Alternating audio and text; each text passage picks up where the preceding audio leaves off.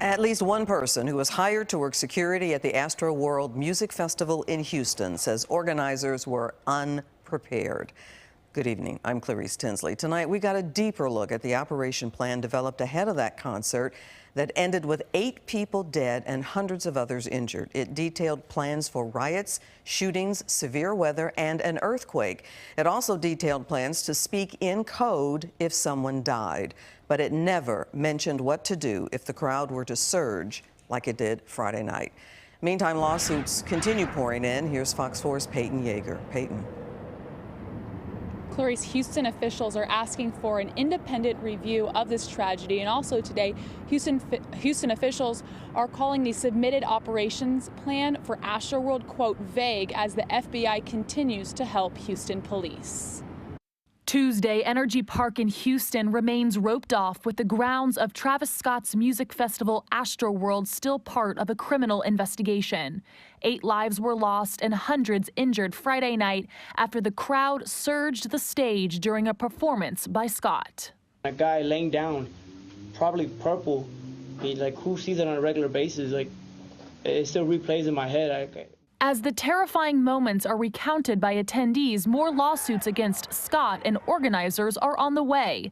Houston attorney Rick Ramos now represents dozens of concertgoers. Seeing children being trampled to the point where Cameron had fallen almost into a ditch, had to be pulled out. 3 people still remain hospitalized. 2 are in critical condition. 9-year-old Ezra Blount is in a coma, suffering from a severe brain injury and organ damage.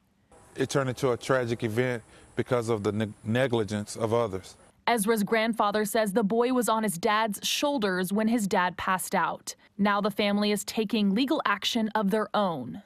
I'm angry because this has altered our family. This has altered Ezra. It's altered, even the legacy of our family, because we don't know if Ezra is going to recover from this. 22-year-old Texas A&M senior Bardi Shahani is clinging to life on a ventilator with little brain activity.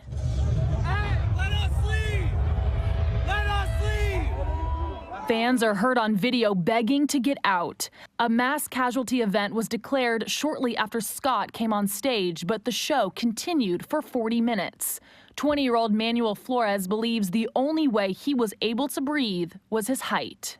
So I had to tilt my head up so I can get some air. A 56-page operations plan submitted for Astroworld outlines safety protocols for a possible active shooter, a bomb threat, or weather events such as extreme heat, even an earthquake. And while rioting and certain aspects of crowd control are discussed, a crowd surge is not. Also in the plan, in the event of a mass casualty event, staff was directed to call dead concertgoers by the code name Smurfs, stressing not to call them dead or deceased. A couple from Atlanta says they're still shaken. Screaming for help. Pretty much security was telling us that we weren't going to be helped if we weren't either passed out or pretty much dead.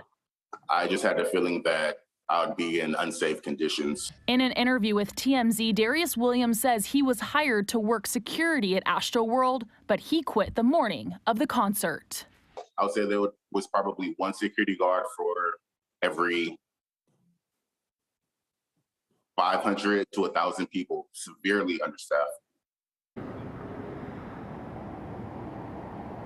The artist Drake spoke out for the first time today since Friday. Drake made an appearance during Scott's set, and he's at the center of multiple lawsuits. In his response, he said he's been trying to wrap his head around this tragedy for the past few days, going on to say he's heartbroken.